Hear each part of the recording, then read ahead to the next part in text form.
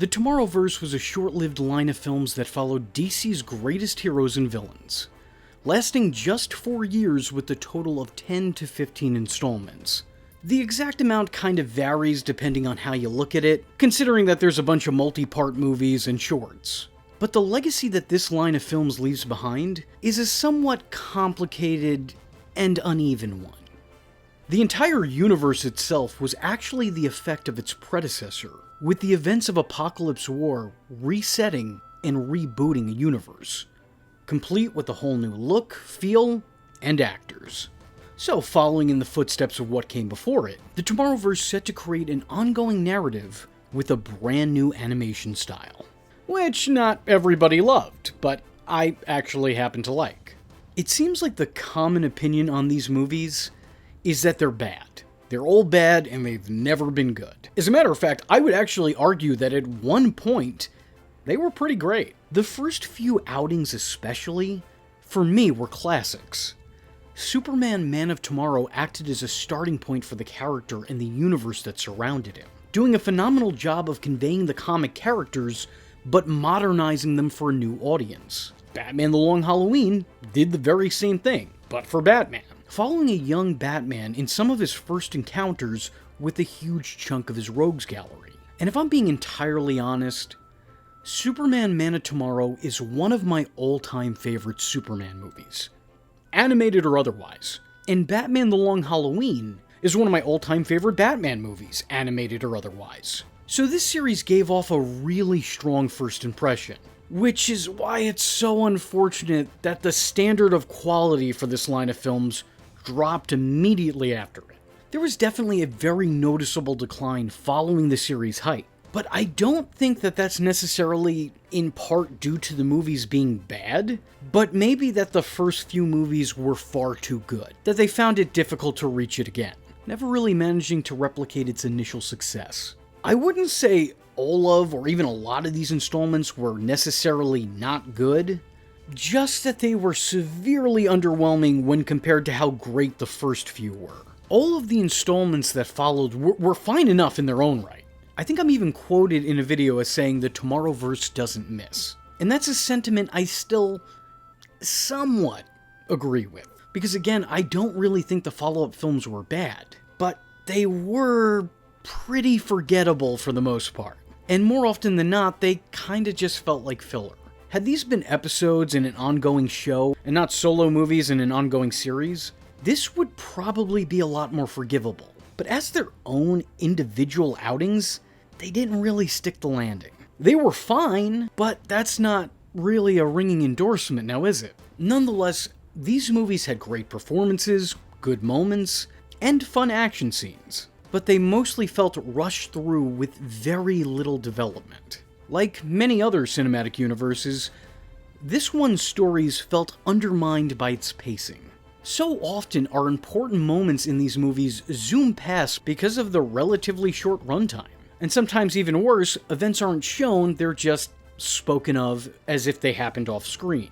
What should be major moments hardly even become moments at all. So much in this universe happens in passing that it's unsurprising to me why so many people passed on it. Like I'll just give you a few examples here. Batman and Superman meet and begin working together off screen.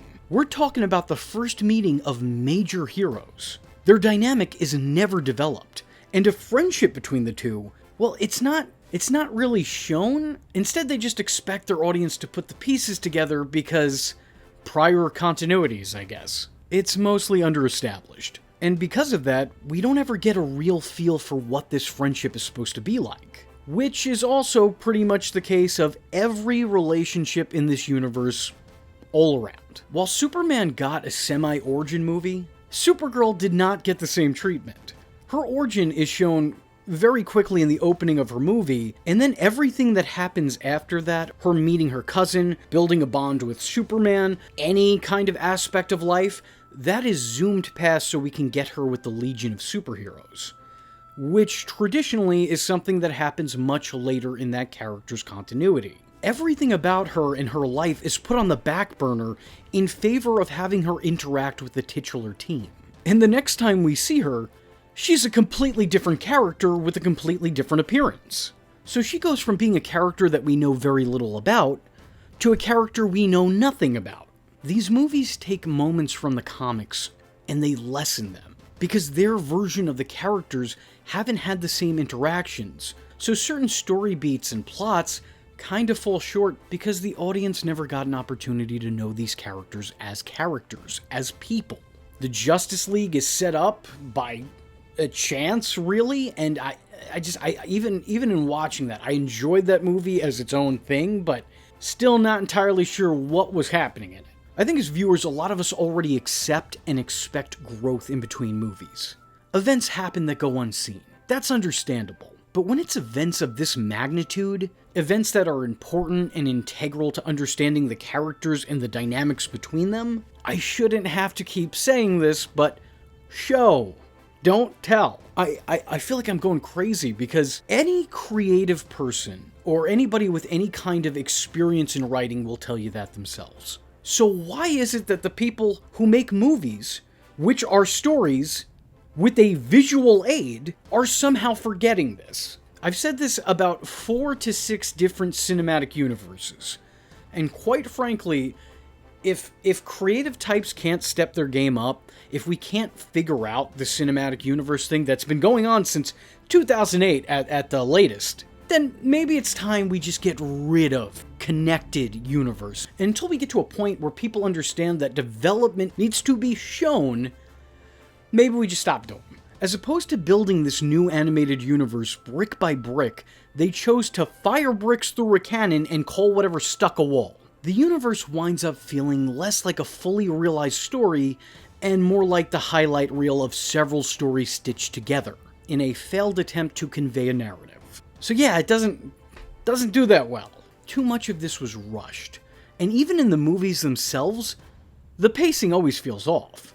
They provide an experience that really feels like the basic essentials in the stories they tell and retell, robbing all of their characters of anything past their core characterizations. By the end of this universe, I still don't know much more about these characters than I did at the start of it. Even when opportunities came along to expand on characters and getting to know them psychologically, they don't.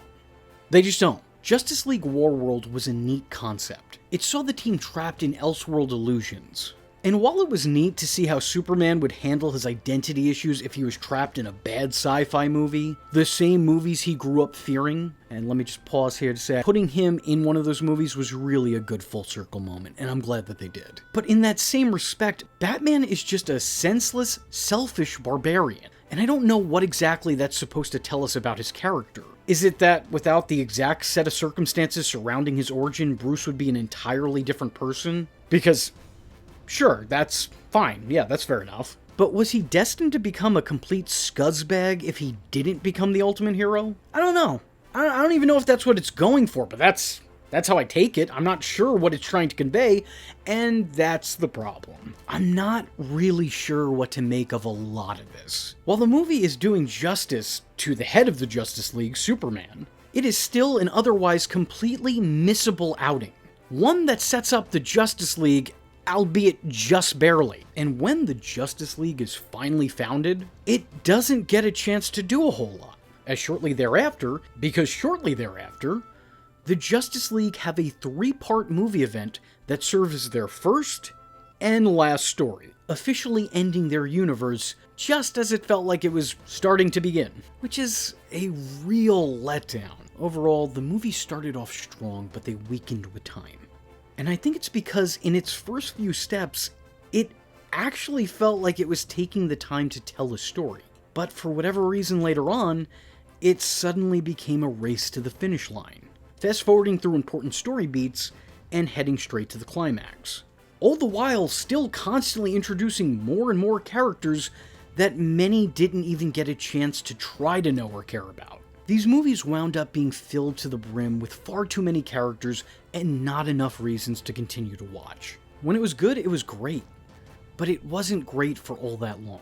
The decline in quality came with the increase in quantity, but despite that, I will still always love this universe for what it is.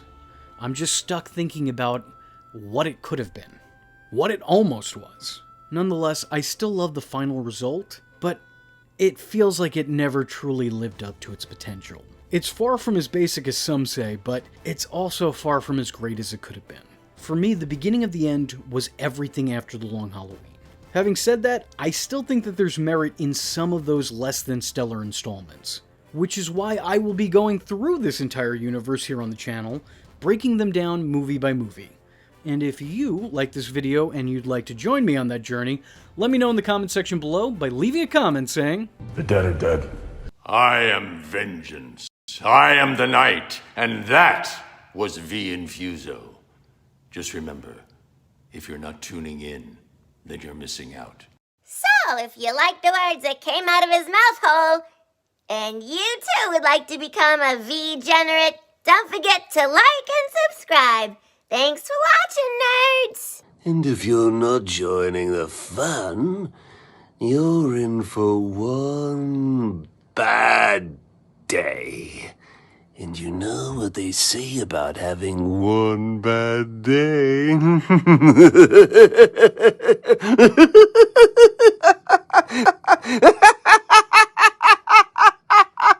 Catch him next time. Same bat time. Same bat channel.